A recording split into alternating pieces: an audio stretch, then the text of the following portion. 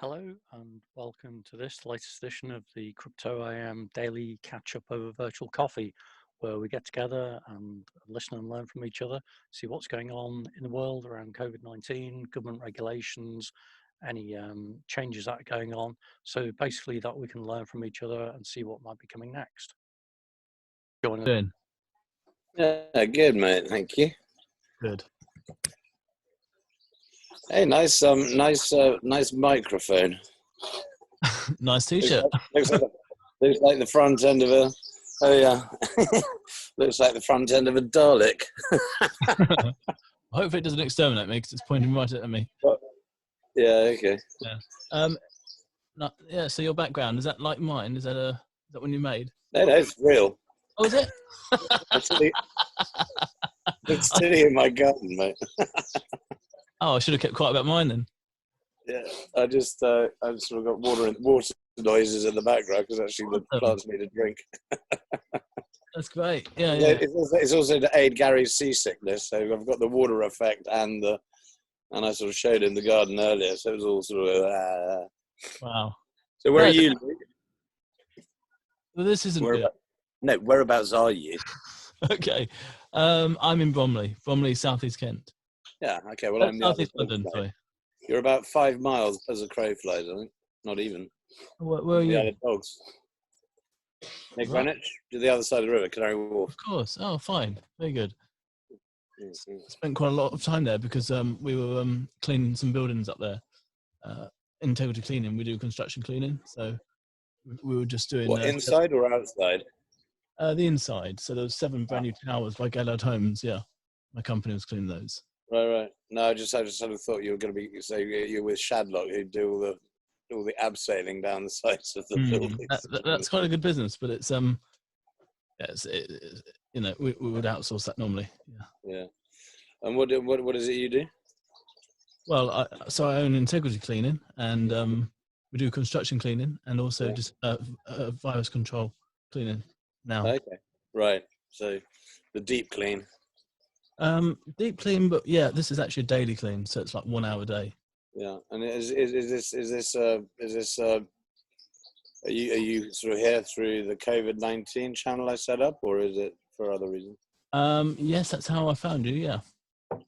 Right. So not so much to do with crypto and all of that stuff, more to do with the virus side of life. Correct. I mean, at the end of the day, obviously I've got lots on thoughts on all sorts, but it's the sort of people it would attract. I think that's what I'm interested in.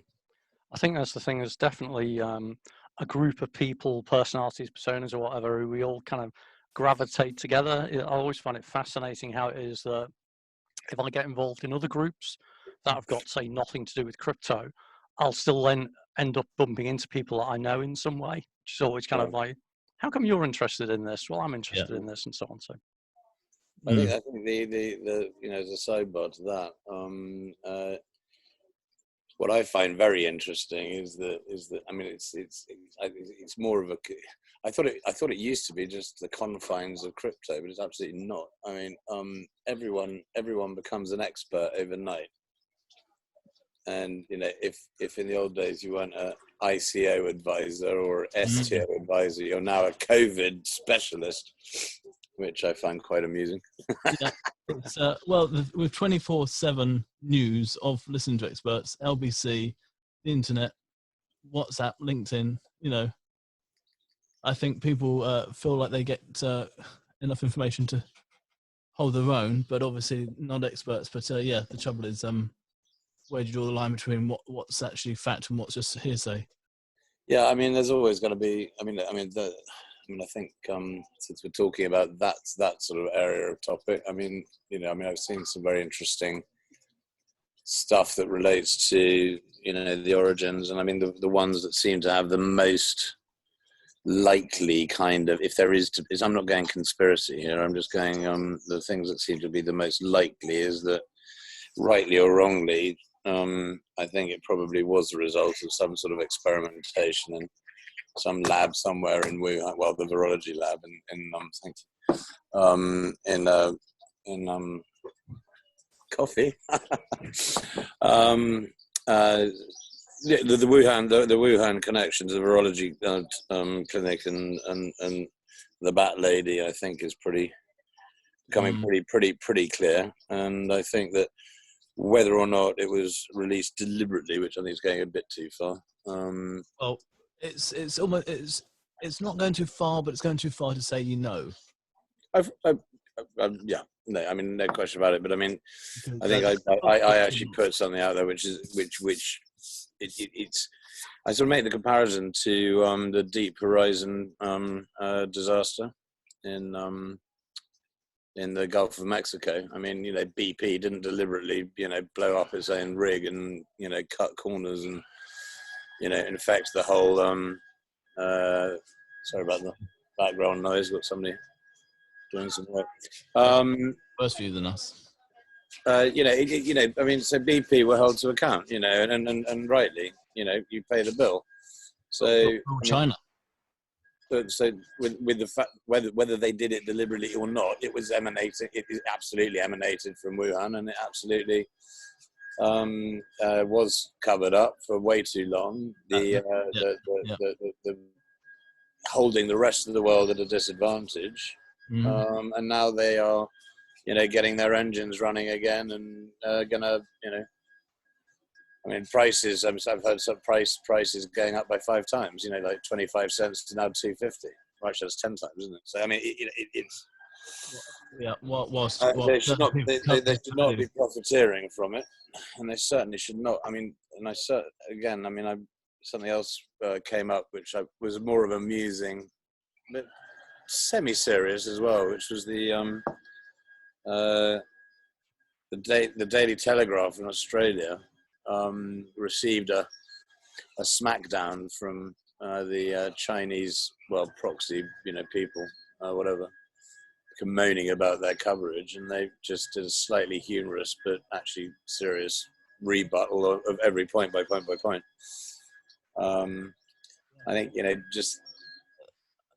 And then there's an American guy who actually lived in that part of the world for 10 years, speaks the language, reads the language, researched everything from the internet himself in terms of, I'm talking about official sites and all the rest of it. And with the Wuhan lab, he spotted that they made an announcement in last year about having found a particularly alarming strain of this stuff, or something along those lines. And I'm paraphrasing, I guess.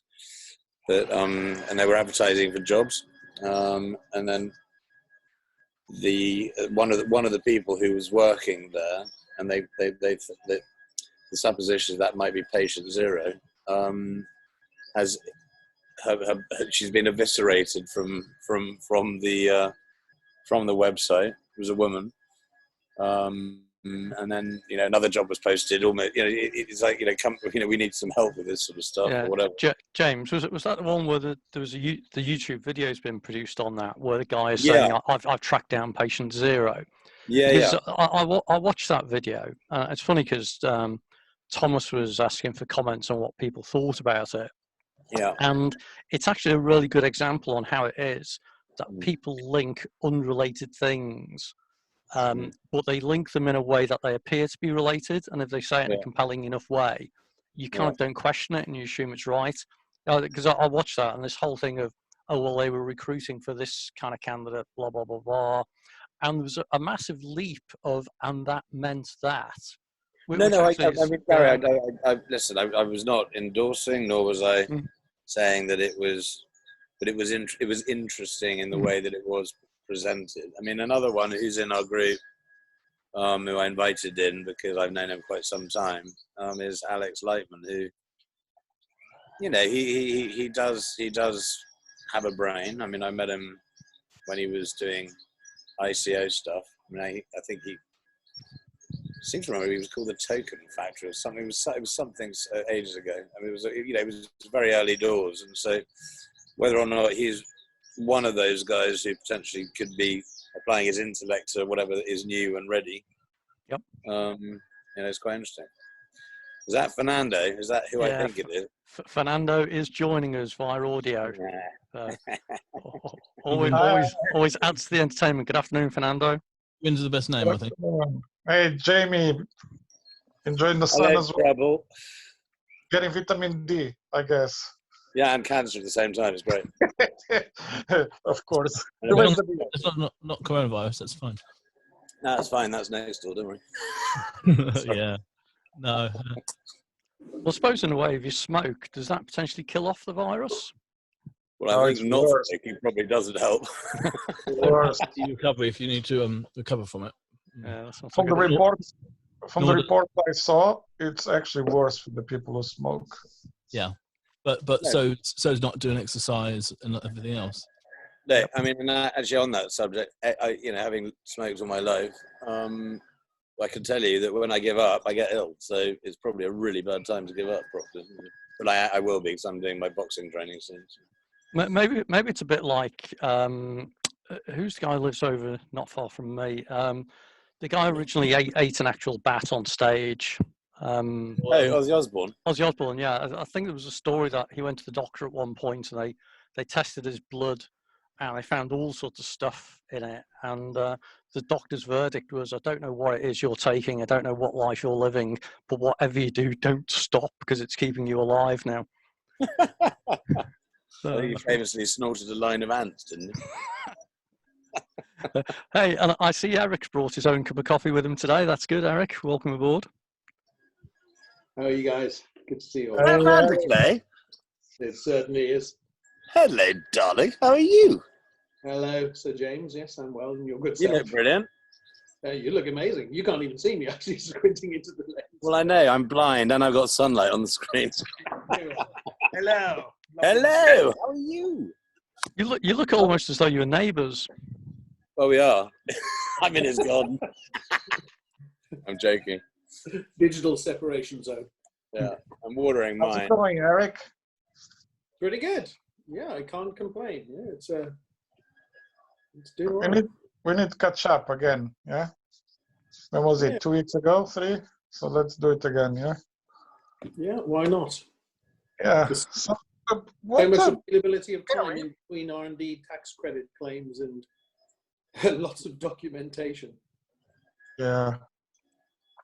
Gary, Hey, what's your view on this UK not reporting on the recovered? Yeah, so I think all it is that the NHS has been focusing on collecting data on surveillance and deaths. They've not really been focusing on recoveries, and that's why it is the UK recoveries. We're only seeing 85 at the moment. I'll take a look at the WHO data later on actually and see if there's anything going through there. I think it's that the UK just hasn't got itself quite right yet on what data it's capturing and how it's reporting, and it's not giving it a very high priority compared to some other things.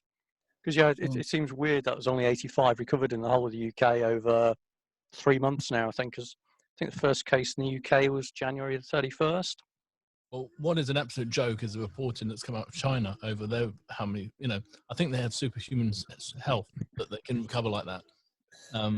You look at America compared to the epicenter called Wuhan in China, and somehow Americans, I don't know if it's the Big Mac or something, but they're not very good at getting well compared to Chinese. I think that's obesity is a factor actually. Yeah. They did say that obesity was going to be a massive risk factor, rather like the. Well, it is, but so is eating a Chinese takeaway every day. No. But there was a correlation with older Chinese males who smoked versus older Chinese women who didn't smoke, as an example. But, Yeah. Well, I think when you looked at pretty- the original data, it's something like 2/3 of the infections in China were female, but 2/3 of the deaths were male. So that there was a very interesting. There's a really good Well, video. that lady did it for a reason, to get rid of all the old men. But there was a really good interview about a month or so back on YouTube, and I can't recall the details exactly, but it was a guy who is an American chap, who worked for something like CIDES. So it wasn't the CDC, it wasn't FEMA, it was some other organization, but it was very much about virology and this kind of stuff. And he was the most fascinating guy to actually listen to, because he was laying things out plain as day, plain fact, no avoiding things, no sensationalizing. And he was saying that the problem with the virus, and he was making this comment over a month ago, he's saying the reality is it's going to hit America, and America, we have an obesity problem, and it does target people with obesity. I think you'll find that was the MSNBC interview with the science journalist from the New York Times, wasn't it? This guy was not a journalist. He was a disease expert in some way. I'm just going to move my hose. I'll be right back. I'm still listening. Is that euphemism in some way, James? Yes. But yeah, it was something. He's been involved in Ebola and SARS and various other things. A genuine expert, from what I could tell, and he was very level-headed and a very compelling story about what he was saying. But yeah, basically, he was saying that obesity is a major factor at times, and that's something that the Americans are good at. I'll tell you exactly which interview that was. That was the Joe Rogan Experience. Was it with Joe? Yeah, you may be right. David Mattel, something Madelson or something along those This is beginning to sound right. Yeah. Yeah. No, it was the Joe Rogan guy. Yeah, no, very good. Okay. Yeah, I'll dig that out actually and share the link with everyone, because I found it one of the most compelling interviews I've seen with so-called experts. Yeah, and then actually, Gary, that now that I'm thinking on it, I actually shared that. Hang on a minute, I'll be able to. Well, you shared that before. It'd be great to get it. Yeah, it's Gary. If you go Joe Rogan, Michael Osterholm. Okay. And it was episode 1439. It had you've got an awesome memory. I know, amazing. It's called the internet. Where'd you get that from? What? My pocket. I've heard of the internet. I moved my hose and found a phone. Yeah. I've heard of the internet. That's the thing that's now controlled, isn't it? As long as it's not a Huawei phone, you'll be fine. With 5G too. Guys, yeah. Let's have some predictions. 3 predictions each. What life will be like in 1 year's time? Sorry, who said that? Luke. Hi, Luke. Say that again. 3 predictions from each person on what will be different this time next year. Wow. I actually wrote a list, I think, on LinkedIn. I think, one of our group members who runs, is one of the main guys at BlockPass, is Hans Lombardo, who actually lived out through the SARS situation. He's got a residence in Hong Kong. And, the consequence of SARS was the acceleration of, because everyone had to, was e-commerce. So Alibaba and all of that stuff, became very boomy in that time. We've seen what's happened with Zoom, although Zoom is, what were you saying, Fernando? That, mate, you can't go wrong buying Zoom stock. It's just going to keep going and going. Whoopsie. How's that pie going, Humble? The grandest pump and dump scheme. Yeah, exactly. They sold out at the top, that's for sure. So ironic that we're on Zoom. I think we need to probably, I don't think it matters too much for this, but when that was being addressed after the cabinet meeting, and we all laughed because the meeting ID was up on the screenshot that Boris. I noticed that. I know, amazing. Any other predictions? One for me will be difficulty traveling abroad. Another one will be for me contact sport. That's going to be a challenge. I'm talking about wrestling, boxing, rugby, because basically you're going to think, has that team got corona? Yeah. I think we're going to end up in a world where we're going to assume that everyone else has got it already, though. you might, run Yeah, out of but money. I mean that's the same with any virus. I mean, the fact of the matter is, the only virus we managed to You just don't successfully know. eradicate Recent spouse was smallpox. But said coming in and out. sorry. I would say is a lot more IDs and government watching people to monitor. Oh yeah, no, for sure. But I think, I mean, but on a sort of on a businessy level, and Eric, I don't know what you think on this one, but I think certainly remote working is going to be a lot more prevalent, because I mean, actually, somebody put a really nice video together that was released on the BBC that was go back to this time when they were spending time at home with the children and getting involved, and the whole sense of community being really re-established. And I think it's quite, I mean, I've actually, I call it COVID etiquette now. I mean, when I go for my daily walk around the of dogs, that is, it's amazing if you're crossing people on a sort of stairwell or anything like that, or in a confined path, people will stand back and let you pass if you're more than one. It's almost like an instinctive thing now, which is kind of nice. My prediction is, I think is by this time next year, I think we'll all be back to normal for two reasons. One, a vaccine will be found and everybody will be taking it. Again, will be against the past viruses, but above all, by that time, I think they already found a cure for it, and the cure is more important than the actual vaccine, and we'll just go back to normal life. I honestly, I don't believe we're gonna. Well, the world can't afford to continue like this and closing borders, and we just can't. We have to go back to normal, and then they will get us back to normal. But when there is a cure and when there is a vaccine. So now, how will you for know me, taking the for vaccine? me, well, they will force it to you, whatever. You have to take it, and they will have no choice. It's going to happen. Yeah. For me, I think from what I've been reading the last 2 days, I think a breakthrough is for me for what I've been reading, everything is the correlation between the BCG vaccine and coronavirus. I think a lot of people are going to be surprised by that. Yeah, but I mean, but with respect, Fernando, I mean, in order to eradicate a virus, you've got to eliminate every single example of a human carrier. You can't eradicate. That's my point, because it's endemic now. Yeah, so it has to be a cure, and the cure is simple. What does it work as soon as you get it? Yeah, what can kill the virus in the next 2-3 days? It's like you're taking a lamb sip, and 2-3 days later you're okay. Yeah.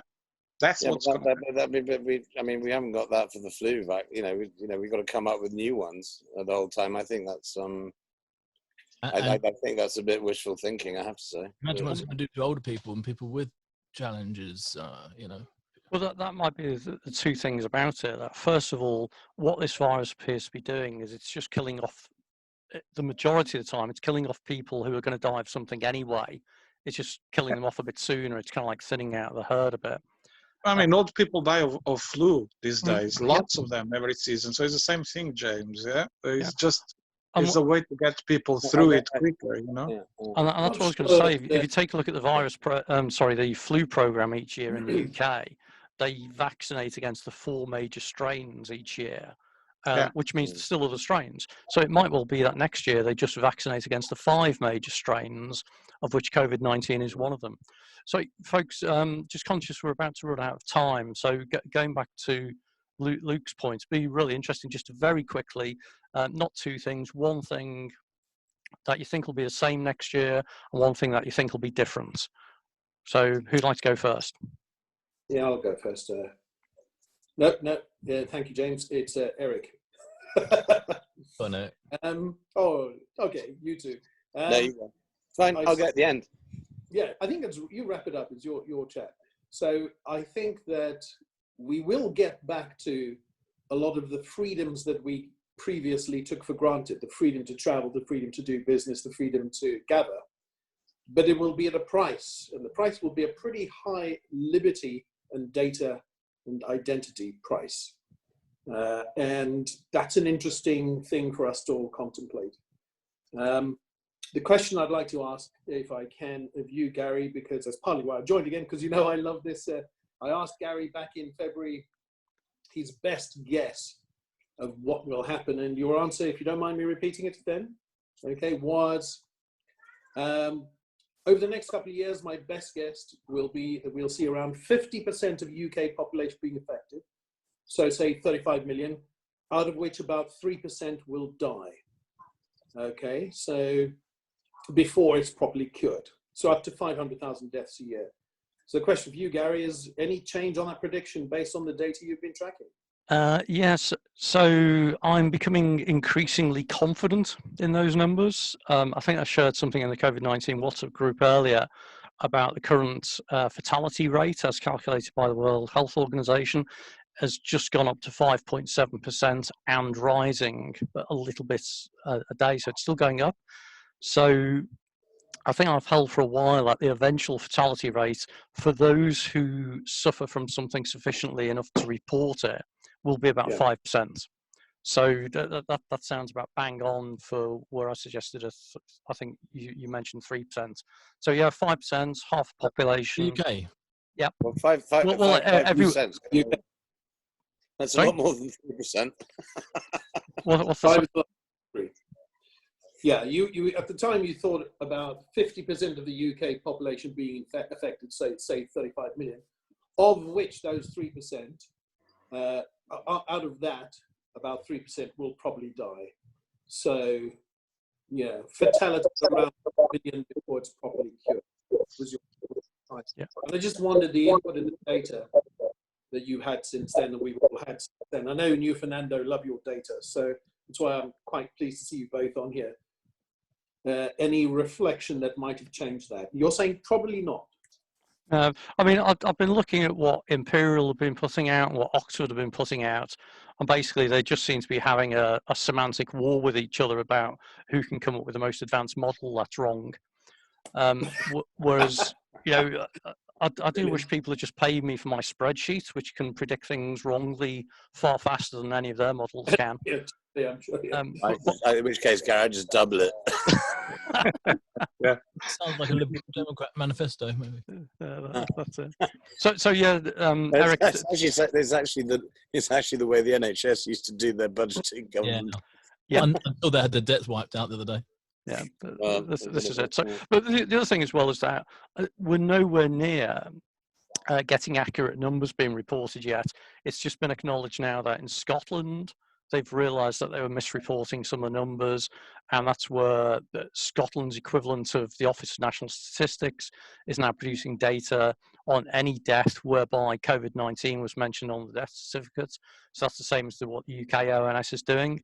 And when you compare the National Statistics data of deaths compared to the NHS data, it's roughly speaking double. So, you know, that kind of makes me think that. Yeah, but I think that was right.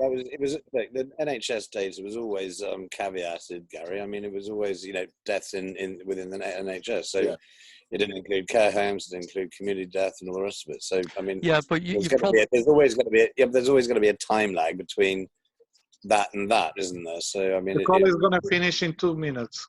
Okay. Thanks for that. Thank you for setting this up, and James, and also thank you, you know, but everybody for doing the numbers. I do appreciate the stuff that comes through that group, even if I don't contribute that much. Cheers. So I'll go very quickly. I think, look, I agree with Garrick. In 1 year time, I think we'll be doing business as usual, but we'll be losing a lot of our freedoms. I have no doubt about that. It's a lot more difficult to take away from governments what it's given, okay, in terms of powers.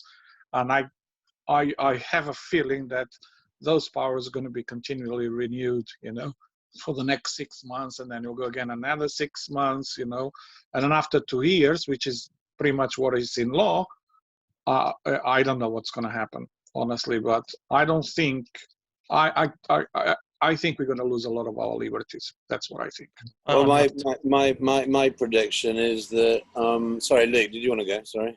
Oh, please. I pretty much get my. Well, I mean, look, I mean, because we're making one point. I think the one thing that is absolutely clear is that legacy banking is completely stood in the way of everything. Yeah. And that they were licking their lips like Spot on. Whoopie do. And I think that the sooner we have a central bank digital currency in the UK called digital sterling, rather than the digital pound, sterling is better. Were you on the call yesterday, James? No, I wasn't. My friend. And the other thing, well, I mean, I've written about it. I mean, it was in my column, or one of my things. But the other thing I really do think is that I'd really like to see the birth of the Commonwealth coin, and forge a proper trading block with the Commonwealth. Good. Sounds good. I'm surprised our Queen addressed the Commonwealth actually in her speech. Yeah, I think. Yeah, it's a tricky one. That I mean, I get you, but I mean, yeah. She needs to send her best wishes, you know. Yeah. Guys, gonna have to wrap it up now because I'm getting a message off Zoom that it's going to throw us off at some point. So just quick, James, how is Alderman William? He's very good. He's very good. I'm actually hoping that he becomes the third or fourth mayor to get another year. Oh yeah, brilliant idea. Where do I vote for that? Brilliant idea. I mean, I think we should set a campaign up. Eric, you can start it. But actually, joking apart, he didn't get, because of the government crisis in, with the election thing. He didn't get the banquet at Mansion House, so that's not been done officially.